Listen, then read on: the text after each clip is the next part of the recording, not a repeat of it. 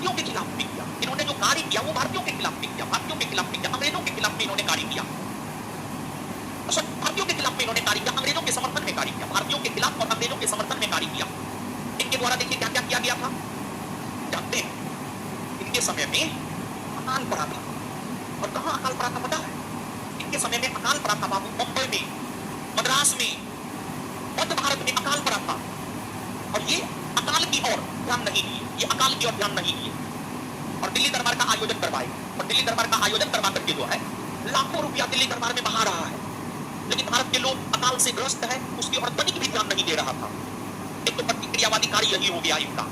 लेकिन बाद में जाकर एक अकाल आयोग का गठन किया था रिचर्ड एस्ट्रेची की अध्यक्षता में। लिंकन ने रिचर्ड एस्ट्रेची की अध्यक्षता में एक अकाल आयोग का जाकर बाद में गठन किया था। इसके अलावा इन्होंने वर्नाक्यूलर प्रेस एक्ट पारित किया। Vernacular press act, Lord Lincoln ने जो है बाबू वर्नाक्यूलर प्रेस एक्ट पारित किया, वर्नाक्यूलर प्रेस एक्ट पारित किया। और इन्होंने जो वर्नाक्यूलर प्रेस एक्ट पारित किया है यह एक्ट 1878 में पारित हुआ है।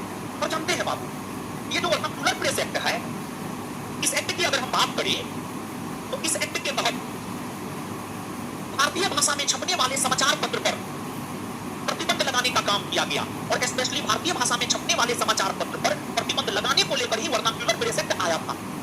और यही कारण है कि इस एक्ट को भारतीय प्रेस के मुंह को बंद करने वाला एक्ट भी कहा जाता है। और इस एक्ट को आकाश से गिरने वाले वज्रपात की भी संज्ञा दी जाती है। और कौन दिया है? एस.एन. बनर्जी, सुरेंद्रनाथ बनर्जी ने इस एक्ट को जो है आकाश से गिरने वाले वज्रपात की संज्ञा दी है। और इस एक्ट के तहत यह प्रावधान था कि भारतीय भाषा यानी जैसे बंगाली, मराठी, इन भाषाओं में छपने वाले समाचार